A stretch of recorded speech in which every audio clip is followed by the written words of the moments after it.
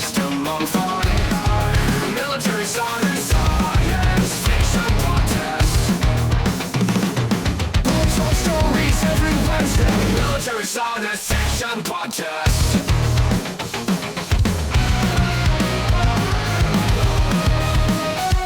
Discussion, interviews, reviews, and rants. Military science fiction podcast. Well, hey, everybody. Welcome back to the show.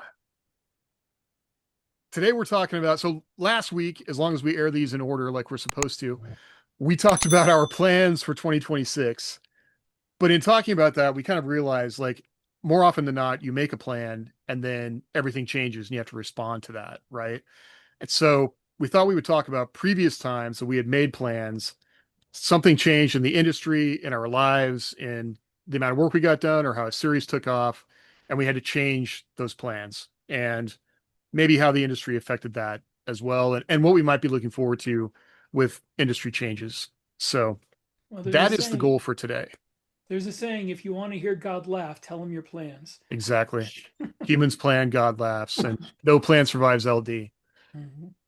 Okay, well, who has a story about some plans they had that did not go as planned? I know Jeff does. I feel called out. You have a specific instance in mind, Rick, of what you're talking about? Yeah, your Buck Rogers story. Oh, yeah. Well, I've actually had a couple of times where I've had to change my plans because of like personal stuff happened or the industry changed. One of those is that obviously it looks like military sci-fi and sci-fi in general is on a bit of a downturn. And so I'm working on this new series that's not the Buck Rogers one, but a different one, sort of a Halo-esque series. And as I was planning it last year is when everybody started talking about how, like, oh, I think sci-fi market might be on the downturn. And people say that crap all the time. It's hard to know if it's actually true or not. And the only thing that bears out is time. You have to give it time to find out. We gave it time and we found out. And so it is a bit of a downturn right now. Not a ton, but I mean, like, the trend is trending downward for sure. And so I revamped it from a series to a trilogy. And unless it does extraordinarily well, in which case I will turn it back into a series. But my plan for right now is just to make it a nice standalone trilogy that someone can read and enjoy. And then, get back to reading something else. As opposed to looking for my next big series that I can do for 15 books and, make a small fortune on. I'm all about making a small fortune. How easy would you say it is even anymore to plan for a big series? Like you sort of have to plan for the trilogy, and then if it takes off, you have to plant the seeds to expand it, right? Or do you think I think that's always been the case, though. You never plan for a long series. You always plan for 3 or 4 books at most, and then see what happens from there. I mean, even the longest series I ever did before Drop Trooper was 6 books. Mm-hmm. And I thought that was a long series.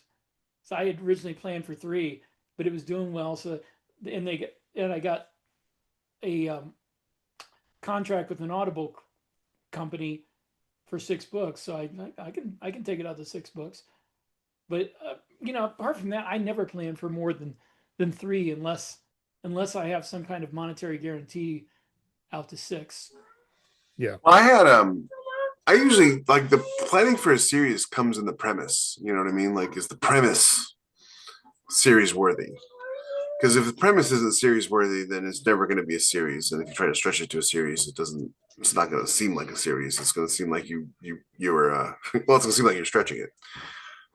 I know with some publishers, they want to do like a 6-book deal.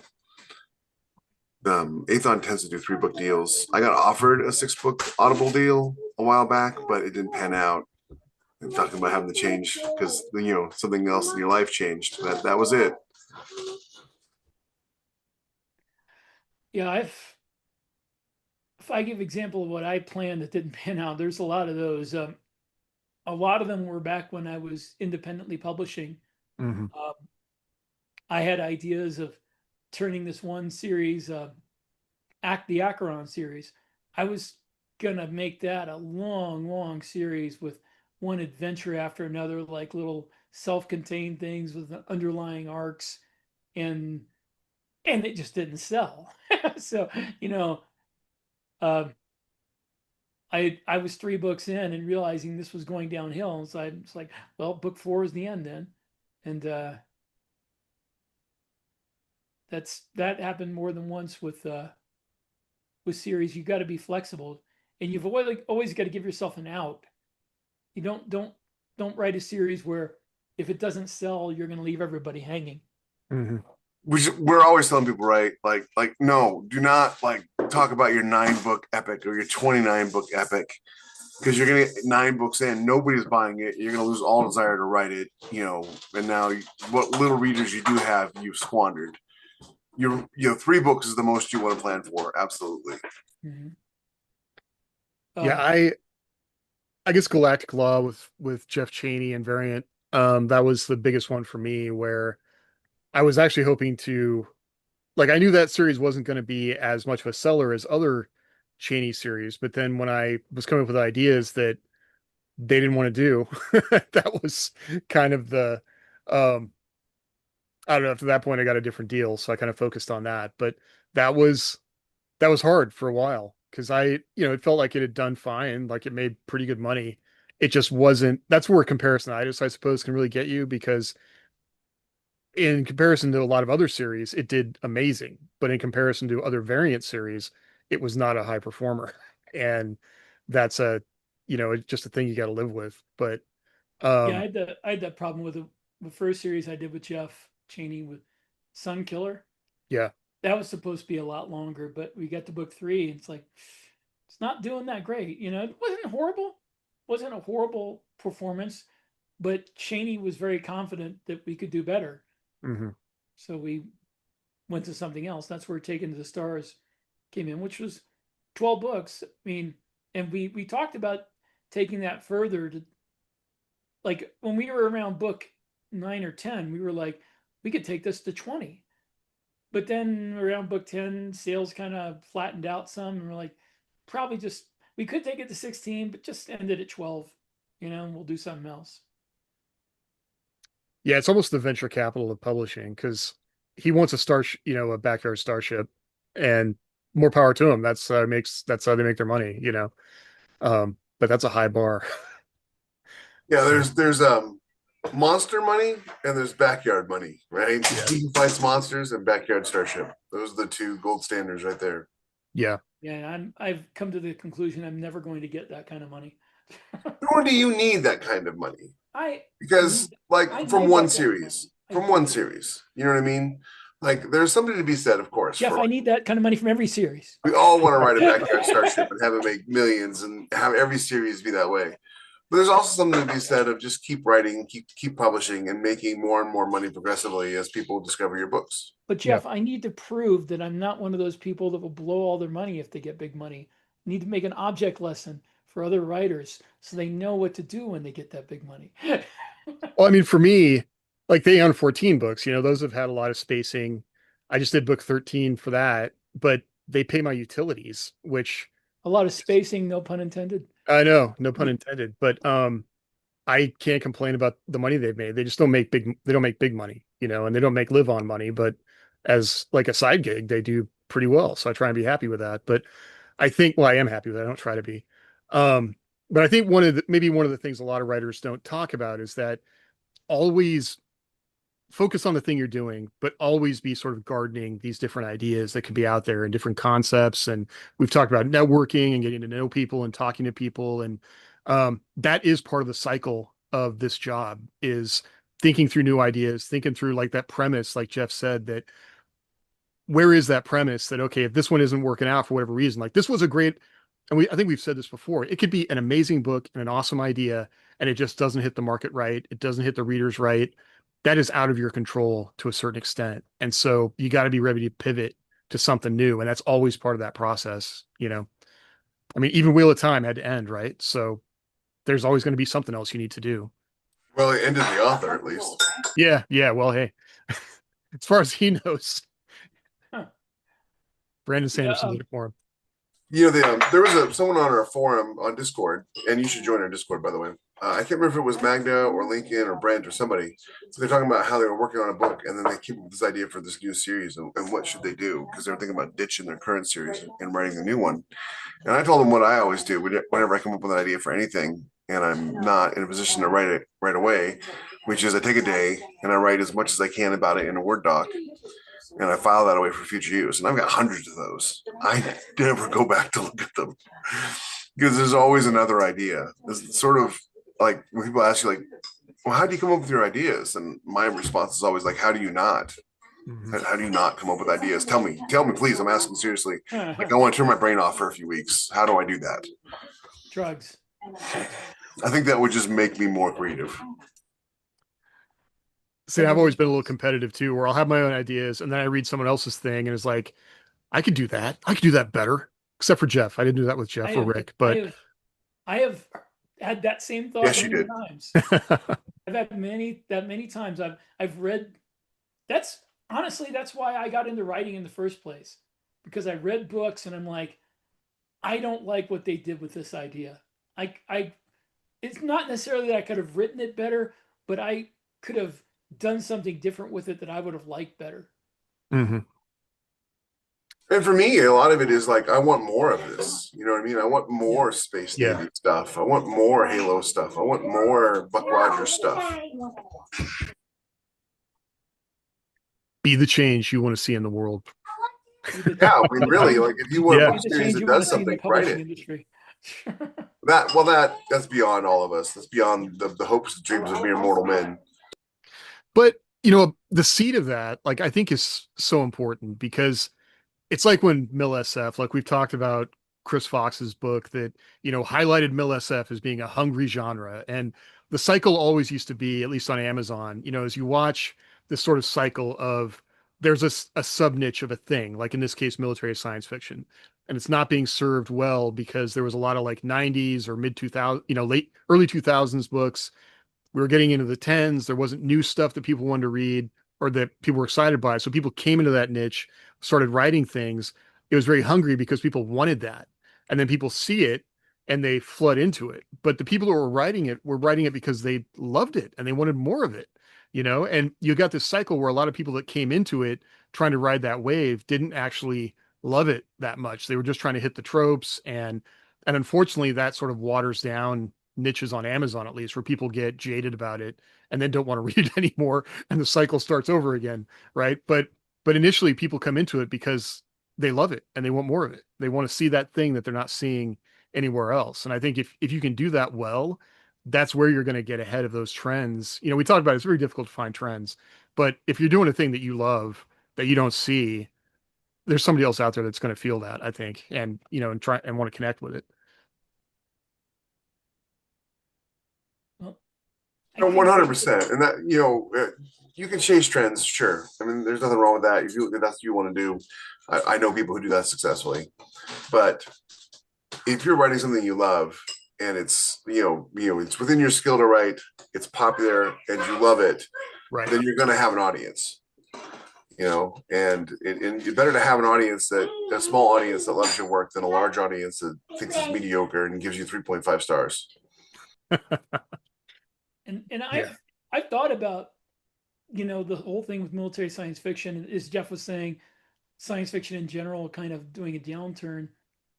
And in my opinion, it's not like buying stocks. You can't sell your stocks, when they're high, or buy them when they're low. You have to, it's more like, what do you call that? The bond market. Like saving bonds. Yeah. You just have to write it out, and you have to write what you would love writing. Because if you try to follow the trends to something else, you're not taking your old audience with you. So the odds are, if you don't write like a real banger that happens to hit in that trend and catch an audience right away and build up an audience for your name, you're just going to be wasting time. If you'd stayed in science fiction, yes, there's a downturn, but the people who are left they're still gonna want the same amount of material. Yeah, the And, tourists left and is what yeah, it if is. The tourists left. you're one of the people that they can trust to write good stuff and to complete it, then you've got your niche there. You've got your market, and don't worry about what happens to all those other people with the market they've lost because they never really entrenched themselves in the genre. Mhm. Yeah, they move on to the new thing. Being ready to, I think also there's a like accepting if it's not working, I suppose. Like that's a very difficult thing when you're really invested to it.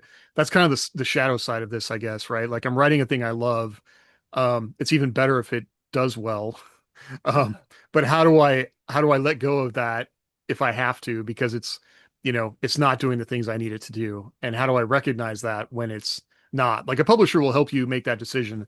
If you're self-publishing, that could be a much harder decision to make because you can be stubborn about it.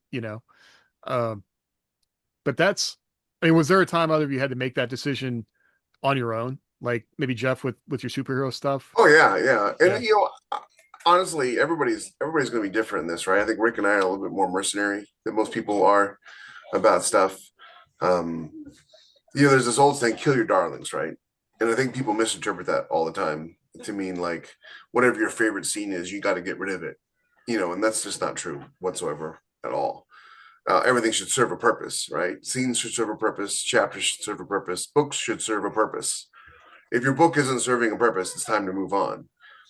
I could keep writing superhero stuff. I love the superhero stuff, but the whole purpose of the superhero stuff was to get me to the place where I could get recognized by a publisher and do something that would make more money.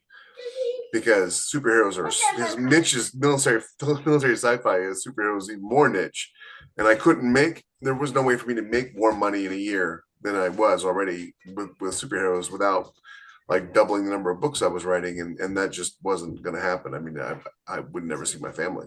It's nichier than niche. It is. It really is. So I mean, like, if you are in love, if you are so in love with the 3 books that you've written that you cannot let go, it's entirely possible you might not be a writer. You Well, just wrote you're a 3 writer books. because you wrote something. Like maybe you just don't want to No, keep no. doing it. Writer's like a verb, right? Like writer, Yeah. not like writer like a noun, but writer like a verb. Yeah. Like you might not be a writer. You have written 3 books, but if you can't let go of those 3 books and write other books that have nothing to do with those books, that may be the only story you have to tell, and that's okay. Not everybody keeps writing books for the rest of their lives, but Most people never even write one. but if you can let it go and move on, you're more likely to be successful than if I tried to just keep trying to make the first 3 books I wrote successful, I would not be here today. Right. I'd be working at McDonald's or something. I mean, from a reader perspective, and professionally, I'm always more interested in the next thing somebody wrote as opposed to their first series. Because I want to see, I guess, using that example, are they a writer? Can they take the tools and the skill they have and do something different and interesting? And that's something I love to see if somebody can do something cool another time, or maybe they can't. And, and then I wish they had. Well, Like Stephen King. that's that's been the story a couple times in my life as a reader. Some of my favorite books ever. The guy who wrote them went back later and wrote a sequel, and the sequels were Well, Joe horrible. Hall, like I have not read Forever Peace, I think is the sequel to Forever War, but I need to read it because everybody unequivocally says that it's terrible. And I feel bad for Joe Haldeman because like I can't imagine Did he having write one book. another sequel like Forever Free or something like Did that? he? Maybe. I mean, everybody says like, I mean, I really liked Forever War. It's been a long time since I read it, so I need to reread it. I wasn't in the army, I think, when I read it, so I do need to reread it. Um, but that that's where I don't want to be. Like I would like to have a level of skill that is consistent and consistently improving. I don't want to just channel some kind of lightning in a bottle. Like I like to do that on a sentence and a paragraph and a character level, but I want to have a level of skill that is consistent so that I don't have that huge spike and then I just suck forever, you know. That is not Well, where I I want my mean, on career the to other be. hand, like when it comes to the business side, I can tell you, like Drop Trooper hit it really big. I may never get another Drop Trooper. But, you know, I've got other series that do okay, you know, and like Taken to the Stars, it was nowhere near Drop Trooper numbers, but it did okay, you Mhm. know, and Holy War did okay, you know, Like even Archangel. I mean, Arcangel did I good. mean, Yeah. it did yeah. okay up till book 4.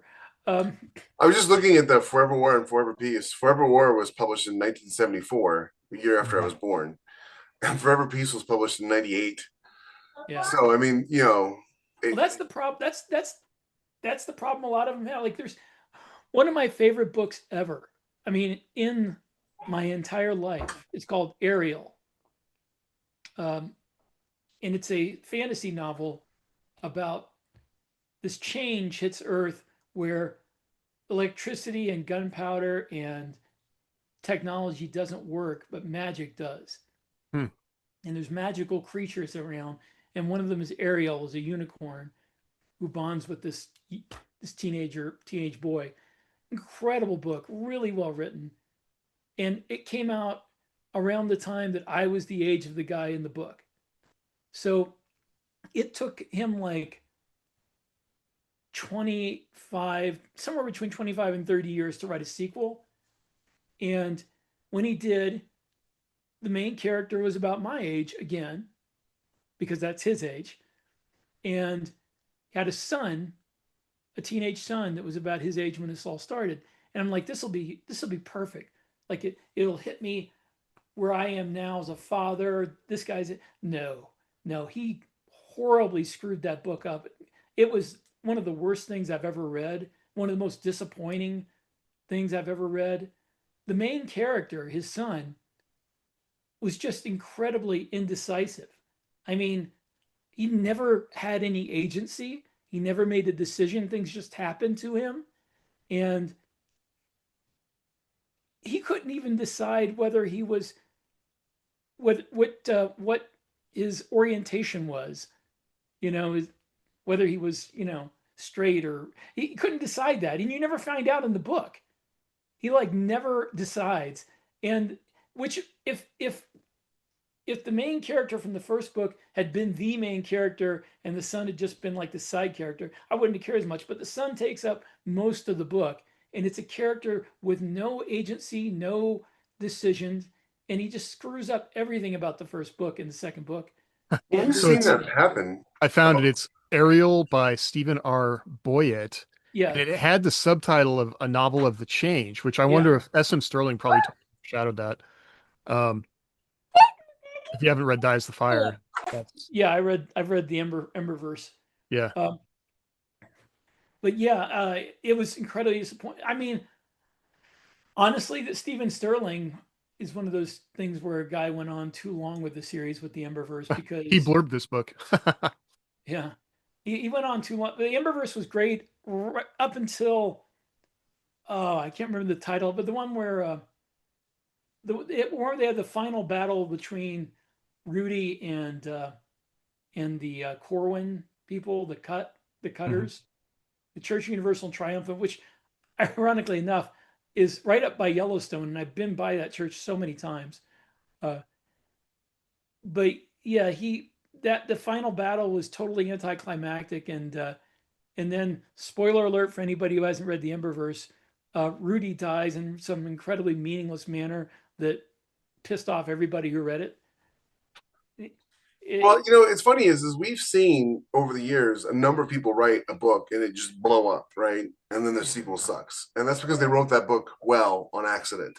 Mhm. You know, they have been thinking about that book forever, and you know that was their one book that they were going to write. And I'm not dogging on them. We all wish we had a book that would blow up, but I'm really thankful that my first couple of books did not blow up because I learned what worked and what didn't work and what I was doing wrong, and it gave me the impetus to be a better writer.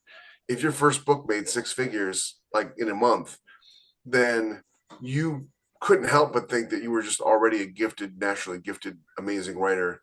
Yeah. And you know, if your second book doesn't work, it's because people suck, not because I'm a bad writer. Hmm. You know, And that again, story you may is not be a writer. so many times. Like I'm thinking of who's the guy that wrote Ready Player One, and it almost hit Andy, what's his name with The Martian, but Andy Weir. he kind of pulled it out. He's Well, become consistent. his second book is universally recognized as not nearly as good as as The Yeah, Martian. yeah. I mean, he Which one's the second one? Is it Project Artemis? Artemis. Artemis, Yeah, yes, yeah. Yeah, I liked Artemis. He did something though that I know some people, especially the austere people, really like it. I did not. The end of his book, at the end of his book, you find out something about his main character that just really kind of wrecked it for me, and I really hope they don't do it in the movie. Well, they aren't doing Project Artemis as a movie, are they? they're doing Hail Mary. Sorry, I'm sorry. I was thinking Hail Mary, not Artemis. Hail Mary. Yeah, Artemis is the second book where it's on the moon, Yeah, and it's not as good as his first. That's what everybody says. I mean, Hail Mary obviously is because the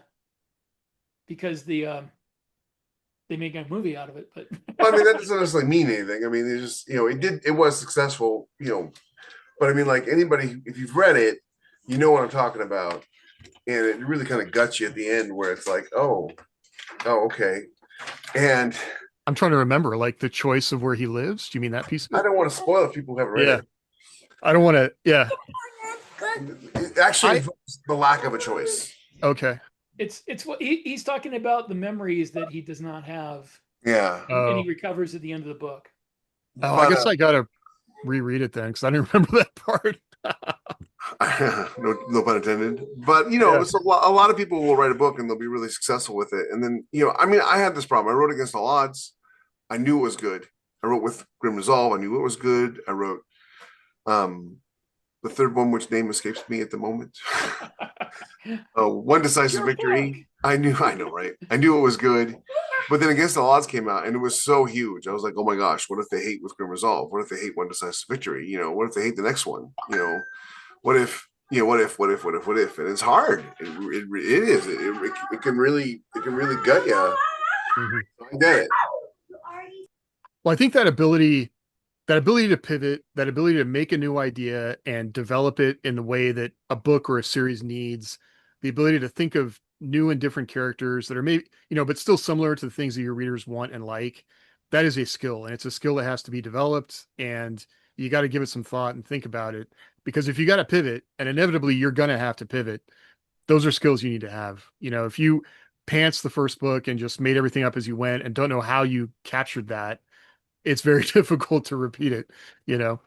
So I think that's kind of my takeaway from it. Yeah. Oh, speaking of plans, all right. So I wrote Arsenal. Arsenal was a pretty good success right from the out from the gate, from the get go. Mhm. And then I wrote Wraith, and my plan was this is my audience from Arsenal would come and read Wraith, right? Because I was made a big deal about it. I made sure everybody knew there was going to be a crossover. This is the beginning of the superhero universe, right? But these are different kinds of superheroes, so you won't feel like you're just rereading Arsenal. And arguably, Wraith is better written because I had written 6 Arsenal books at that point before I started writing the Wraith, and so I was a better writer. One would hope. And that's not at all what happened. And I had to really pivot on it because hardly anybody who read Arsenal, even though they knew about Wraith, didn't come and read Wraith. Like 75% of my audience from Wraith had never read Arsenal. They're just people who discovered Wraith on its own. And that I was planning on doing like this really big multi-book crossover, and then I ended up doing crossover, but it was just one book because a bunch of people after the first one were like, "Who's this Arsenal character?" or vice versa, "Who's this Wraith character?" I'm like, "How do you not know?" We're like, you're on my newsletter. You clicked on my name on Amazon, presumably. How do you, it's in the books. It's like in the back of the books. It's in the front of the books. How do you not know? But a lot of times you get a book and you're excited to read it, and you don't read all the other preamble and the postamble and stuff like that. You just read the book. The Yeah. postamble. I don't think I've Yeah, ever heard postamble. of it before. Yeah, I don't think it's a word actually. I had that same thing with the Psywar. Psywar was like a combination of all the other series I'd written, the Birthright, Recon, Acheron. They all got together in Psywar with this epic thing, and I thought I'd bring readers from all 3 of those series, and no, nobody read it. Well, you tried something. I mean, you had a plan, you executed it, you learned from it, right? Like, I think that's another piece to take away here is that we've all given a lot of thought as to why a thing either was successful or wasn't successful. If it did seem like it's just, magic, that's not completely always the case. There's usually some factor there of But you did may not be able to control that yeah, factor. you might not be able to control it, or was there, readers just aren't connecting the titles together, or they're not picking up on the fact that these are all the same series because the covers are different in some way, or something about like the way one book moves to the next, the read through isn't quite working right, or whatever that may be. There are things there, and giving that some thought is definitely a thing you should do as you come up with your next plan. And if you can figure out a way to do it, like I figured out how to do it, I think Rick's figured out how to do it. James, you probably have too. If you can figure out a way to be objective on your own work, Mhm. you will do a lot better if you're than being blinded by the fact that yeah, you poured your blood, sweat, and tears into this book. It's time away from your kids and your wife and your life, and it's like you're pining your hopes and your futures on it. So I absolutely get it. I mean, I absolutely get it. But if you can, gotta pick up a toy.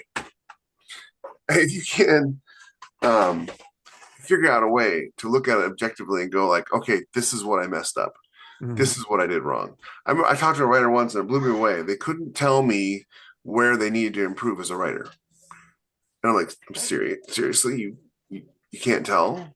How can you not know when you're writing your book and you get to a part and you in your head you want to do this thing, but the words coming out do not make the thing happen. How do you not know that's an area you need to improve on? And you got to be able to be objective about that. I don't know. I've never been able to, after a series comes out, whether it succeeds or fails, I still have never been able to accurately predict whether it was succeed or fail beforehand. I mean, I am the worst judge of which of my books will wind up hitting it big. Well, I mean, that's sort of different. That's like there's a lot that goes into success on a book series. I knew Against All Odds was going to hit. I just didn't know how big it was going to hit. I didn't know. I didn't know Contact Front was going to hit at all. Oh I yeah, thought it would be like a throwaway. but I mean, like you as a writer, like in the areas that you need to improve in, I kind of feel like you have to be able to know where your shortfalls are, where you're lacking, how to improve those things. Um, and you just can't ever get away with the whole, in my opinion, ever get away with the whole. I'm just the greatest writer ever. Well, I mean, there's also another alternative from that is, can I improve? Do I have the ability to improve? Maybe I don't. I personally, I feel like the only way I can improve as a writer is just to keep writing more, just through experience. Because I can't think of any particular area that I need to just, oh, I need to concentrate on this one thing. Basically, it's just I need to. The more I write, the better I get at it. And maybe Sure, there's yeah. Well, and getting better kind of changes as well, right? Because you have to adjust your skills. Like you get better at doing a thing, and then you take information from how people read it or how it performed or what they saw. And that's part of that as well. Like you could become you know, the greatest Nabokov writer. Your prose could be beautiful and crystalline or whatever, but if it doesn't hit the market right, you got to adjust to that if it's not what the readers want. And that's part of getting better. Um, and maybe that's something a lot of people don't realize sometimes. Like there's the getting better at the actual building the table, writing the sentences, being clear, developing characters, but also responding to how people read it. Because you want an effect on the reader, right? Like if you're not getting an emotion from them, if you're not gaining those things that get you that book sale or get them moving to the next thing, it's time to reevaluate. And you do have something to learn, whether you kind of realize it or not. So how do you step outside yourself to get help on that? And like for me, it's with other writers. Like I never I'm always happy to get someone else's opinion on my work. Like if I respect them, so much better. Like the fact that they gave me their time, I appreciate so much. And if my work, like if somebody interprets my work in a way that wasn't what I intended, like I'm not going to get mad about that. I'm going to try and figure out like, okay, what is it about this reader and the thing I was trying to say and the way I said it that didn't land. And it could even been really good for another reader, but with this reader, it just didn't hit. So, okay, let's step back and look at that. If I'm a good electrician who's figuring out how to wire a house, or I'm a good carpenter figuring out how to build a table and it didn't work, I step back and figure out how to do it right, do it differently, right? I mean, that's kind of how I approach it. There's always room to get better. I don't know, that's my philosophy. I don't know. What do you guys think? Am I stupid? I'm No, asking your no. I opinion mean, of people I the respect. no. I mean, well, one, your method's your method, right? What you need is what you need. It's kind of hard to say one is stupid over the other. And B? Have fewer children? No. But the other one is like, as long as you're actively trying to get better, if you're actively trying to be better at what you do, you're on the right path. Now, maybe you get a little bit better, or maybe you get a lot better. I got a ton better between the first time I started writing and now. This increments are smaller as you get better, for sure. Because there's fewer and fewer things you can get better at in like really noticeable chunks. But it's weird for me because people tell me I've gotten better, but when I go back and read the stuff I wrote originally, like Duty on Our Planet was the first trilogy I completed. I go back and read the second book in that, which is the third book I ever wrote for publication, Honor Bound, and then the third one, and I feel like those are still two of the best books I ever wrote, and that was 13 years ago. And people tell me I've gotten better, but I like those more than anything else I've written since. And I like a lot of the stuff I've written since then, but those that I wrote at the beginning still feel like the most visceral and honest and involving for me. I don't know. Maybe maybe I'm not a like I was saying. Maybe I'm not a judge of what's good, what I've written that's good and what isn't. You know. I think there's something to be said for the fact that like you wrote it with emotion and passion, and that's coming through for you there. And I have thoughts about this with AI. Like I don't think this is a thing. It may take a long time, but that's going to be the killer thing that a human can provide. Is that we may do something that isn't perfect, but it will have more emotion in the human element that makes it interesting to read. That right now is very difficult for AI to do. It's all very milk toast, smoothed out, an amalgamation of all these things, and not the thing that is specifically Rick. I've So sorry, Jeff, I cut you experimented. off. I've experimented with AI. I was curious, so I told AI write this scene.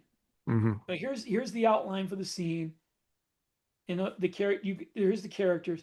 Write this scene, and I've done that with multiple different AIs. I wanted to see if any of them were different than others. But the thing they all fall down on is you're saying emotional content. The scene happens, and it happens in a way that you might see in like a television or movie script. They just describe the action that happens, but there's no feeling from the people involved. Any feeling they have is cliched and kind of campy and overblown. It's like telling me they're upset instead of showing me they're upset type of well, deal. it's almost like it's like reading an amateur writer's work, right? It's like reading an amateur writer's work who doesn't want to write books; they want to write movies. And Yeah. we've talked about this a lot. Books aren't movies. If you want to write movies, go write movies.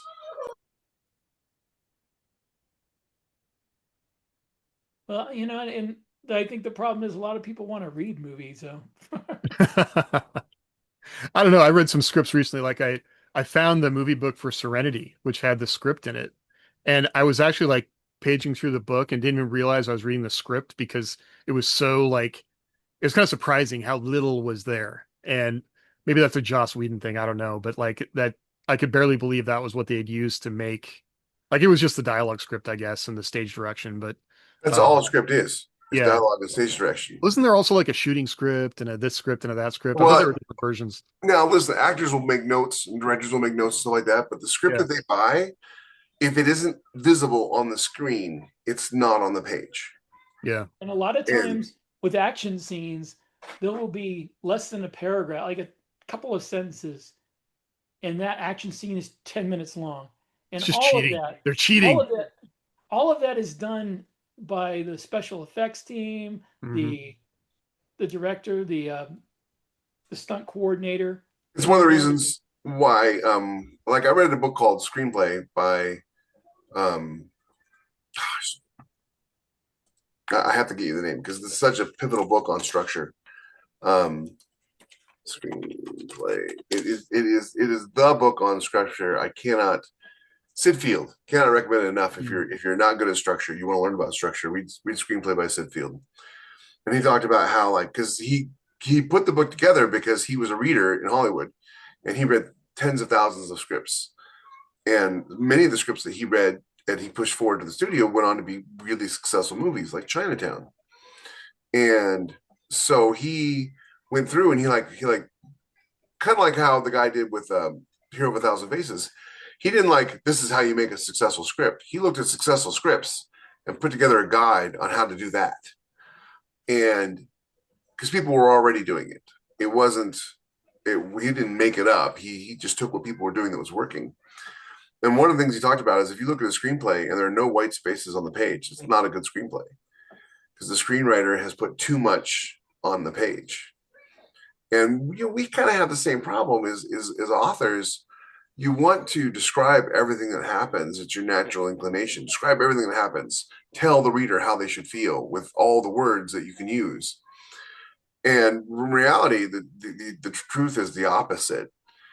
You want to describe enough that they know what's happening, but not too much because it doesn't mean anything. And if you tell the reader how to feel, they'll absolutely not feel that way. You have to leave them room. They will rebel against you. Yeah, they will. No, I mean, they Yeah. will. If your character's crying on the page, then your reader's not going to be crying. You're going to imagine as you're writing this that the reader's going to be like tears dripping off her face onto the page. No, she's going to put the book down because it's going to be boring. Mm-hmm. So, you screenwriting is the same way. You have to leave, or novel writing is the same way. You have to leave space for the reader.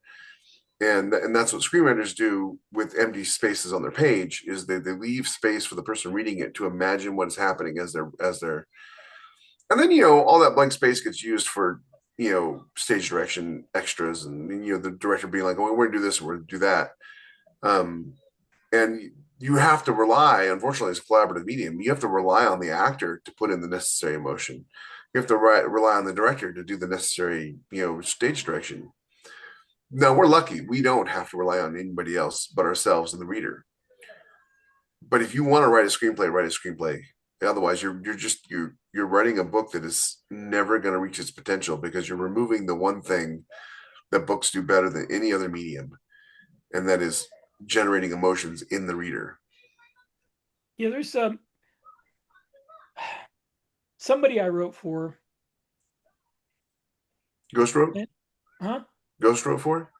I don't want to say any more details, but I wrote a book for them that was in my style, which is a lot of interior thought, by the characters, internal monologue in their head.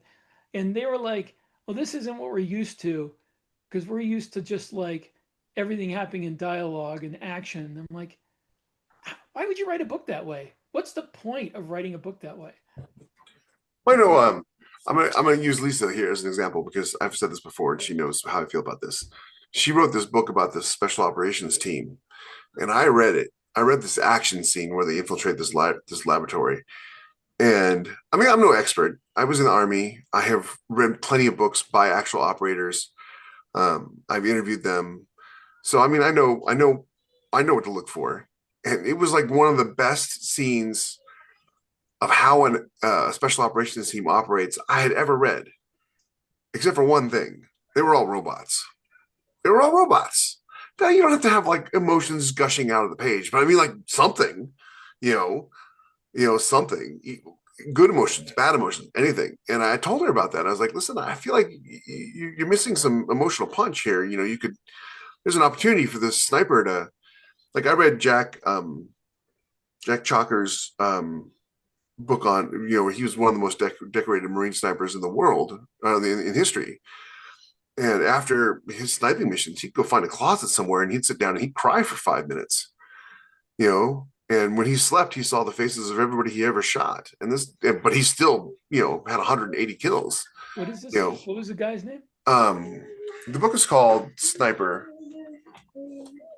Jack Chalker wrote it. The No, science no, fiction book? Doesn't say Jack Hill Chalker, not him. No, not no. I'm. Hold on one second. I'll tell you. I'm terrible remembering names.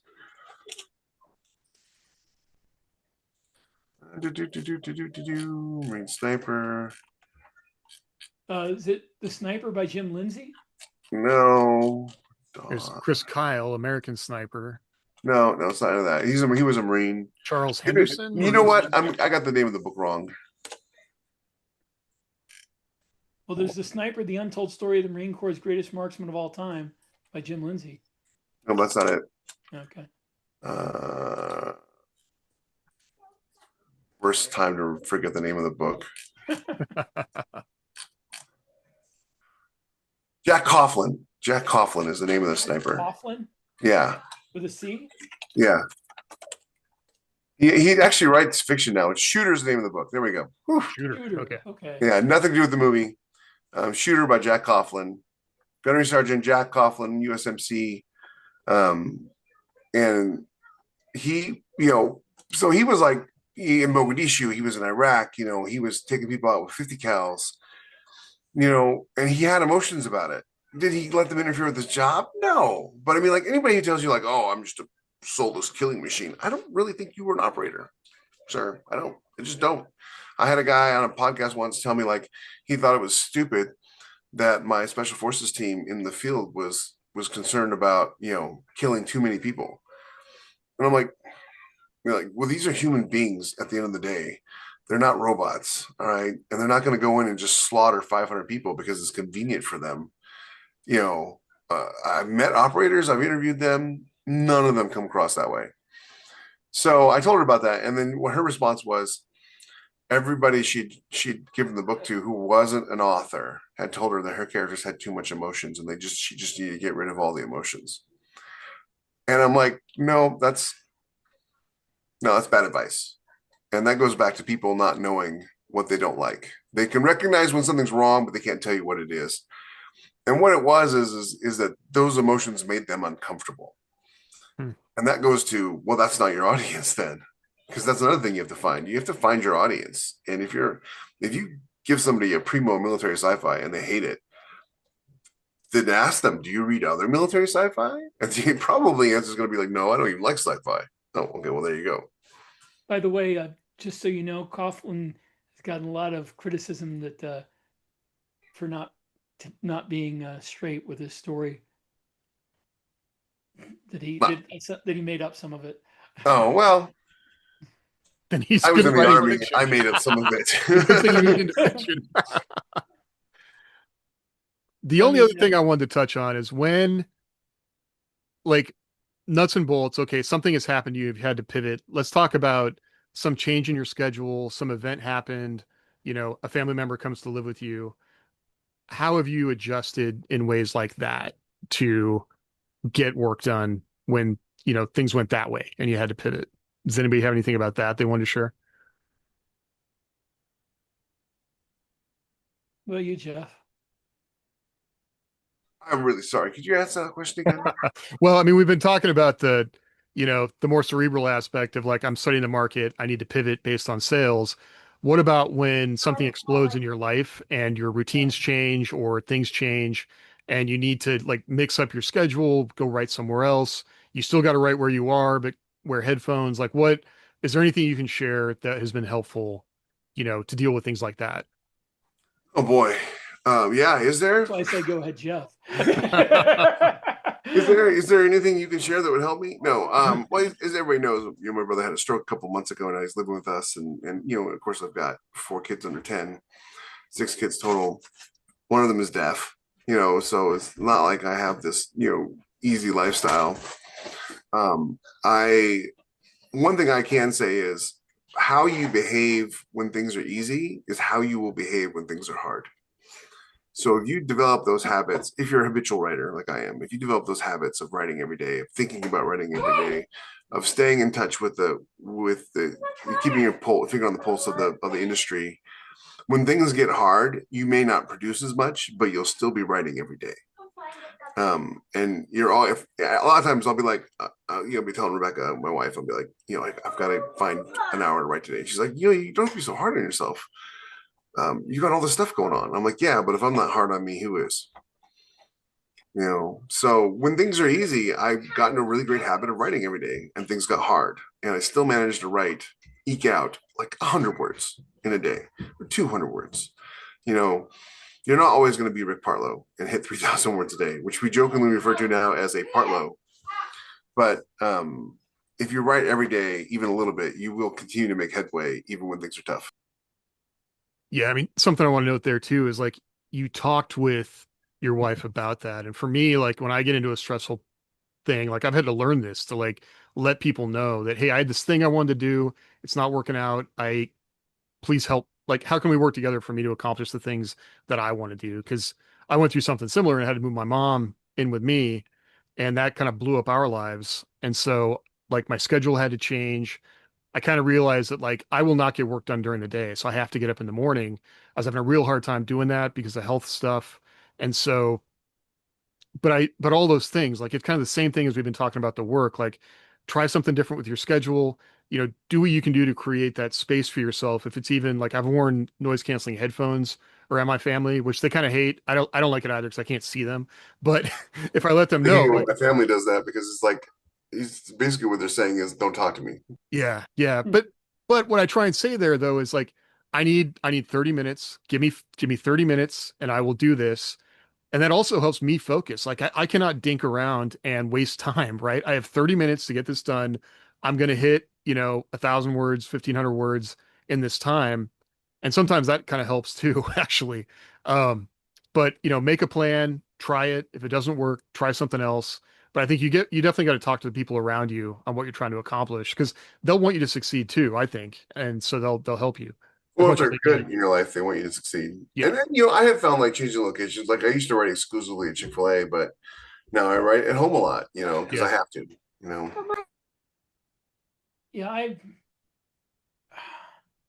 I only had to deal with this back when I was first writing, like when I wrote my first couple books, and when I started writing again for like in 2011 after I put the first two out on Kindle KDP and they were successful. My biggest problem wasn't like anything in my life. It was the fact that I didn't outline and writing took forever. But yeah, no, I've never really dealt with having to like change how I wrote or the places I wrote. I've experimented just to see if I could get more output writing one place or another. But no, I've never really faced the challenges that Jeff is facing there. Because I started writing more seriously when my kids were much older and I didn't have four more of them. Mm. Well, it's funny you say the thing about outlining too, because that was another thing that I had to really pivot on is because I pantsed all my books up until Against All Odds. And it was a problem because I started writing Against All Odds. Well, no, I pantsed Against All Odds with Grim Resolve and One Decisive Vision. And part of the problem is that I would write 30,000 words into the story and then I'd throw it away because it didn't go anywhere I needed it to go. And eventually Becky's like, you got to figure out outlining. You're wasting so much time. You can't spend 2 months writing half a book just to throw it away and then start over. You don't have that kind of time. And so, so eventually I did figure out some form of outlining and I've continued to revise it and improve it as time goes on. Yeah. And I would also say seek out other writers. So join the Discord. Yes. And we are happy to help if you're Yeah.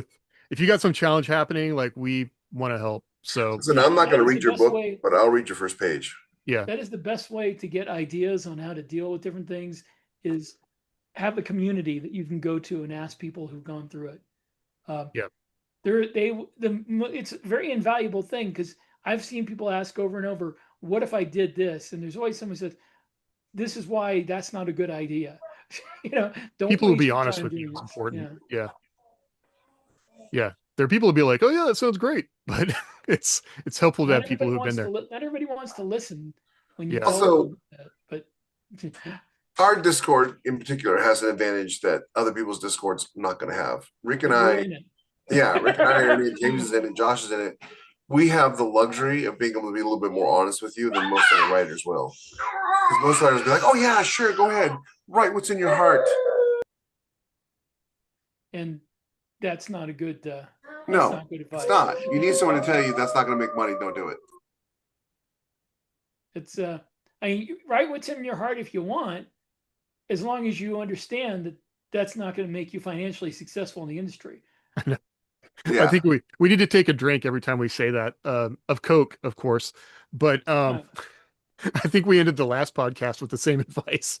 Well, because we repeat it so often I know. to people, and people It's- still don't listen. There's always some person who's out there screaming about the art of it or whatever. No, you can make money writing what you want. You don't need to listen to the market. You don't need to listen to anybody. You can just do your own thing, and unicorns will fly down from the sky and bless you. And that's just not how the world works. Yeah, and yeah, I have to tell people over and over. That's why I get repeated here, is you don't have to do this to make a living. And if you don't care about that, you're cool. Write whatever you want. But we can't tell you how to write what you want to write. We can only tell you that this is how we've succeeded in an industry that's really, really, really hard to succeed in. It's not easy. I mean, like, how many people in the world really are like successful, pay for all their bills, their home, their mortgage, and their cars on their writing income successful? Like not a a few lot. hundred, you know? Most of them are romance writers. Well, I'm not counting romance writers. They're not. Yes, they are. But most of the successful writers in the world are romance writers. So we are science fiction writers, which is a much smaller piece of that pie. And we're military science fiction writers, which is an incredibly tiny niche in that. Listen, if you want an idea of what Rick is talking about by piece of the pie, 80% of all successful books published are romance novels. Yeah. 15% of the remaining amount, 15% are thrillers. Do that math. The remaining 5% is science fiction and fantasy. Yeah. Of which military sci-fi is probably the smallest mainstream genre of those ones. So when people are talking about what works and they're like, I'm a romance writer, this works. Yeah, you can just ignore them. Unless you want to write romance. Unless you want to write romance. I mean, if you want to write romance, obviously don't ignore them. That's why this show exists. Is because there are so many shows out there that tell you how to succeed as a writer, and they're all talking about mystery and romance. Thriller and romance, yeah. None of them are talking about science fiction. Like every time someone's like, "Oh, BookTube is the secret to being successful as a writer." Yeah, if you're romance, not if you're science fiction. TikTok is the key to being TikTok. You go where your readers are. I Yeah. guarantee you that 99% of military science fiction readers never go on TikTok. I never like go on TikTok because it was owned by the Chinese government, and I didn't really feel like supporting them. The one time I went on TikTok, I somehow got down a rabbit hole of Slovenia, like showing me a whole bunch of travel commercials for Slovenia. I have no clue how that happened, but all right. Slovenia, it's a nice place to visit. I know. I was like, well, maybe it was working on my brain. Like maybe the Chinese government wants me to go to Slovenia, so I should go do that. Thanks for hanging out with us. They want you to go to Slovenia so they can go to Yellowstone and have it all themselves. I know. They're trying to buy it up right now.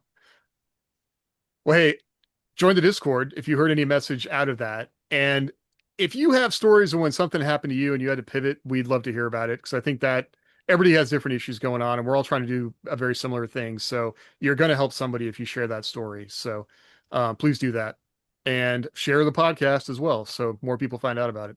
of the fit, Yeah, absolutely. the tiny Smash that 3% of readers subscribe out there. button. Yeah. All right. Well, thanks for hanging out with us, and we will see you next time. Later.